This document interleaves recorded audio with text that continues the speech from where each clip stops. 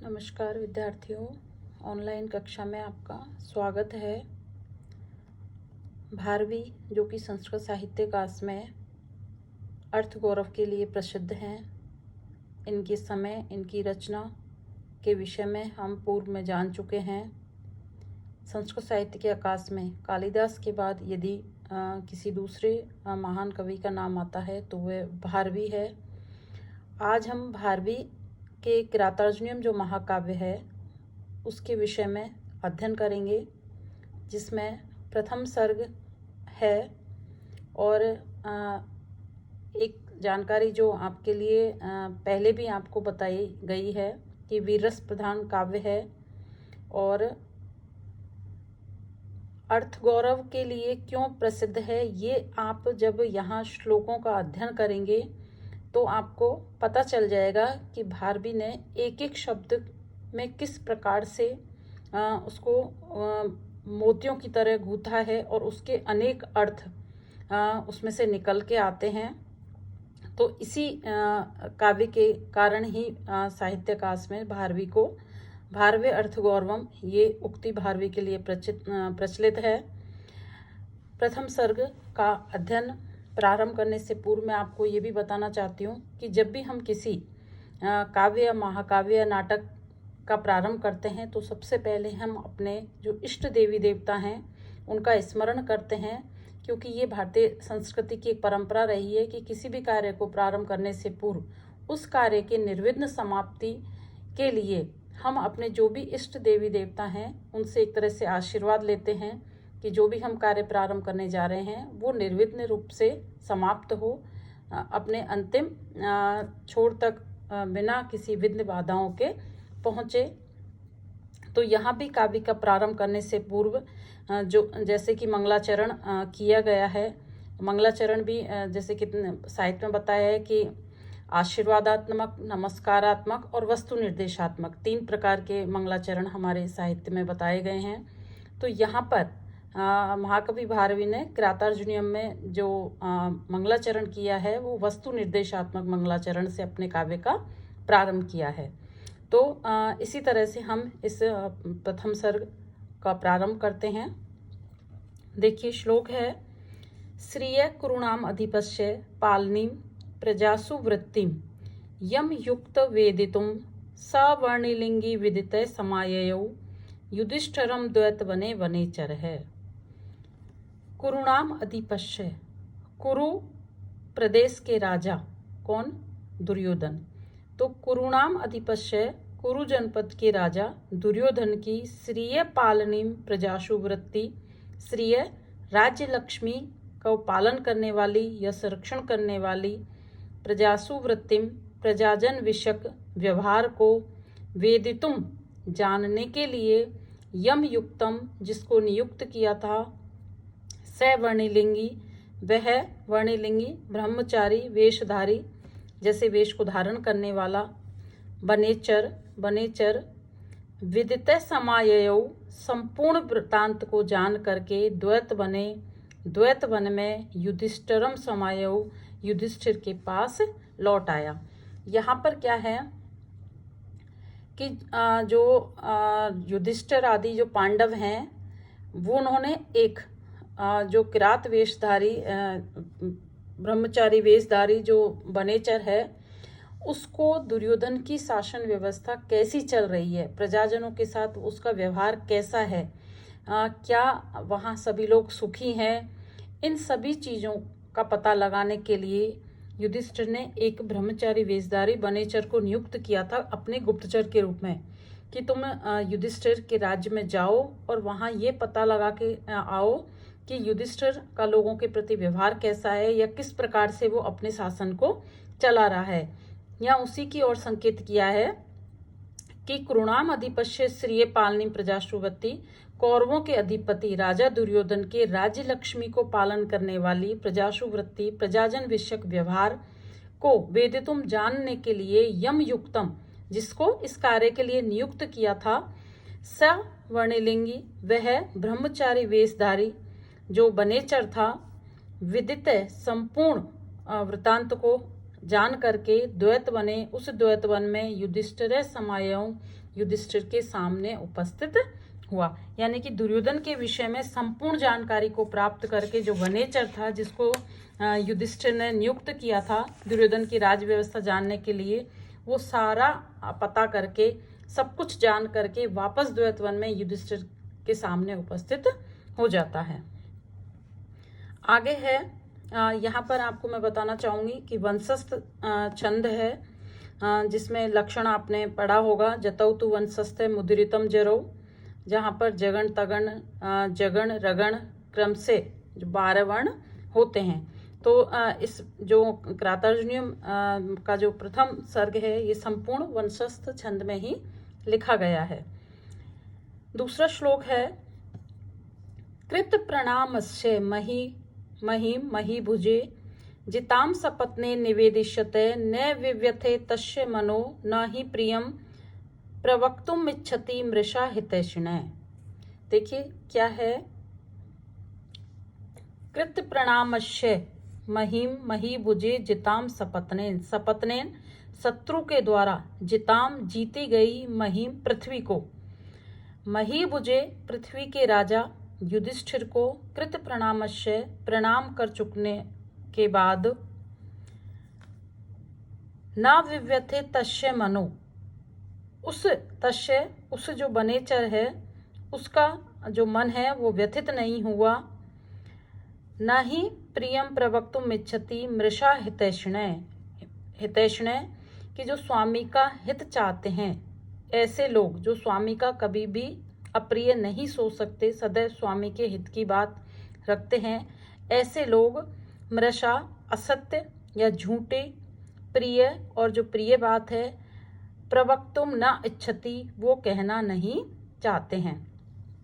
अब देखिए पहले क्या है, सपत्नेन महिम जिता कृत प्रणामस्य मही मुझे,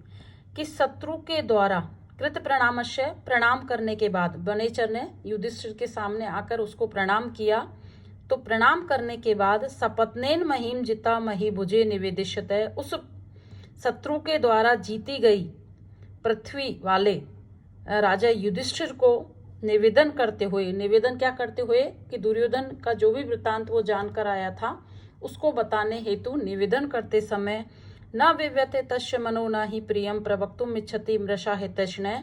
उसका मन ना तो दुखी हुआ और ना ही खुश हुआ, क्योंकि हितैषिणः जो स्वामी का हित चाहते हैं, ऐसे सेवक कभी भी असत्य और प्रिय वचन कहना नहीं चाहते। ये यहाँ पर उक्ति भी सूक्ति भी है कि जो हमारा हित चाहेगा वो कभी भी हमें झूठा और प्रिय वचन नहीं बोलेगा, कि वो वही बात बताना चाहेगा जो हमारे हित में हो, चाहे हमें सुनने में कड़वी लगे, चाहे हमें वो स्वीकार नहीं हो। तो वही प्रसंग यहाँ पर है कि जैसे दुर्योधन के संपूर्ण वृत्तांत को जान करके जब वनेचर आता है युधिष्ठिर के सामने,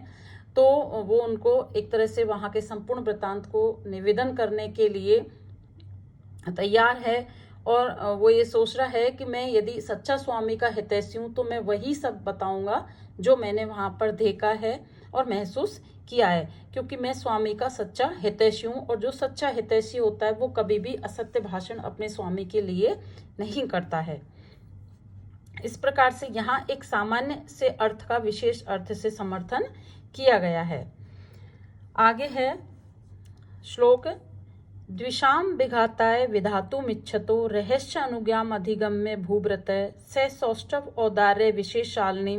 विनिश्चित अर्थामिति वाचम आदते। द्विषाम विघाताय विधातुमिच्छतो रहसी यानी एकांत में, द्विषाम शत्रुओं के, विघाताय विनाश के लिए, विधातुमिच्छतो प्रयास करने की इच्छा रखने वाले, भूभृतः अनुज्ञाम अधिगम्य भूभृत राजा युधिष्ठिर की आज्ञा को प्राप्त करके, कि एकांत में शत्रुओं के विनाश के लिए प्रयत्न करने की इच्छा वाले उस राजा युधिष्ठिर से, भूभृत युधिष्ठिर से अनुज्ञाम अधिगम्य आज्ञा को प्राप्त करके, से उस वनेचर ने सौष्ठव औदार्य विशेषालिनी, सौष्ठव शब्द तथा अर्थ के विन्यास से युक्त या शब्द और अर्थ से परिपूर्ण, विनिश्चित अर्थमिति और सुनिश्चित युक्ति प्रमाण अर्थ वाली वाचम आदते वाणी को स्वीकार किया या वाणी को बोलना प्रारंभ किया। देखिए यहाँ पर क्या कह रहे हैं कि एकांत में शत्रुओं के विनाश की इच्छा रखने वाले और उस विनाश के लिए प्रयत्न करने वाले राजा युधिष्ठिर की भूव्रतम अनुज्ञाम अधिगत्य आज्ञा को प्राप्त करके, कि जो भी वृतांत उसने वनेचर ने जाना उसको कहना वो चाह रहा है, तो उस कहने के लिए राजा युधिष्ठिर से आज्ञा को प्राप्त करके शब्द तथा अर्थ के विन्यास से सुशोभित या शब्द और अर्थ से सुंदर सुसज्जित और युक्ति प्रमाण अर्थ वाली वाणी को उसने कहना प्रारंभ किया। जो वनेचर है उसकी वाणी भी शब्द और अर्थ के विन्यास से युक्त है, सार्थक अर्थ बताने वाली है। ऐसी उस वाणी को वनेचर ने कहना प्रारंभ किया। क्या कह रहा है वनेचर?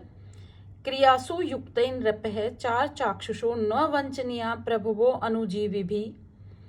क्षन्तुं साधु साधु साधु वा हितम मनोहारी च दुर्लभम वचय। देखिए वनेचर क्या कह रहा है? क्रियासु युक्तौ, कि कर्तव्य कार्यों में युक्त नियुक्त चार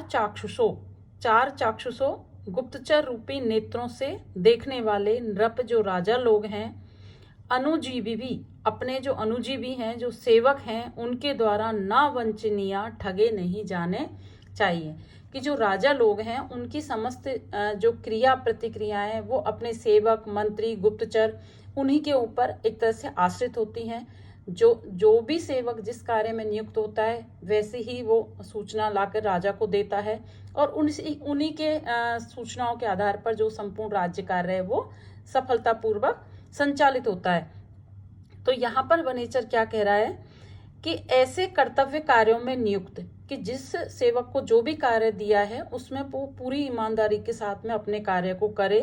तो ऐसे सेवक रूपी चार चक्षुषों सेवक रूपी या गुप्तचर रूपी नेत्रों से